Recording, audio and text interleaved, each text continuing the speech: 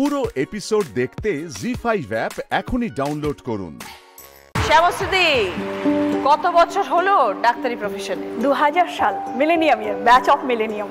আমি কলকাতায় পড়াশোনা করি 2000 থেকে 2007 অবধি। তারপরে আমি আমার জেলায় ফিরে যাই। গিয়েছিলাম শুধুমাত্র একটি বছরের জন্য। ভেবেছিলাম আমাদের সব বন্ধুরাও চলে গেছে দিল্লি, কেউ কেউ বিদেশ, আমিও হয়তো চলে যাব। বাবা আমার ছোটবেলায় মারা গেছেন, উনি আমায় বলতেন রোল মডেল হও। আমি বুঝতে পারতাম না যে আমি একটা মেয়ে হয়ে কি রোল মডেল হব। আমি তো পড়াশোনা করি বাকিদের মতো, মা শেখায় গান, নাচ করি, যোগা করি, আর 5টা মিনিট থেকে আমি আলাদা আছি। যখন গ্রামে জয়েন করি, ও পিড়িতে বসেছি, কিছু লোক দেখছি আমাকে দেখে উকি মেরে চলে যাচ্ছে। তো আমি ভাবছি যে আসছে না কেন।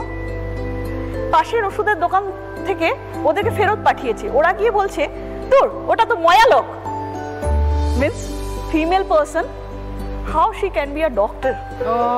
কেউ মানতেই চাইতো না যে একজন মেয়ে কখনো ডাক্তার হতে পারে।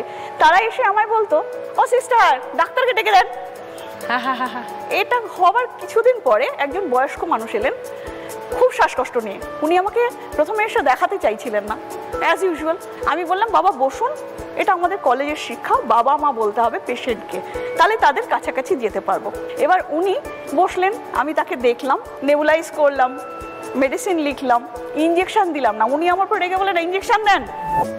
আমি ইঞ্জেকশন আপনার লাগবে না বাবা, আমি আপনাকে ভালো ওষুধ দিচ্ছি। বললাম আপনি আসুন, 3 দিন পর আমি আপনাকে দেখবো। একটু রাগে চলে গেলেন যে আমরা পছন্দ করছি না, চিকিৎসা ভালো হচ্ছে না, এতদিন আমরা ভালো ভালো চিকিৎসা পেয়েছি, ইঞ্জেকশন পেয়েছি, ইঞ্জেকশন দেয় না, এ ভালো ডাক্তার নয়। 3 দিন পর উনি এলেন, শ্বাসকষ্ট যথারীতি অনেকটা কমেছে, এবং উনি সাথে আরও কয়েকখান ছোট বড় বিভিন্ন চেহারার মানুষ।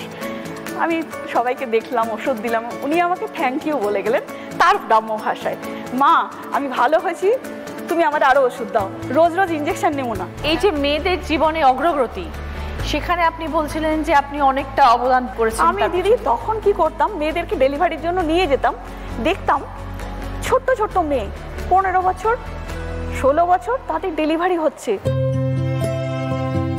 যেটা কিনা আমাকে খুব কষ্ট দিত। আমার ব্লকে মোটামুটি 5 লাখ মতন লোক আছে, এবার 14টা ব্লক আছে। সেই ব্লকগুলোকে ধরে ধরে date wise health camp arrange করা শুরু করলাম, আর অ্যাওয়ারনেস প্রোগ্রাম শুরু করলাম। কখনো সবাইকে নিয়ে, কখনো বাবা মাকে ডেকে আলাদা করে কাউন্সেলিং করা।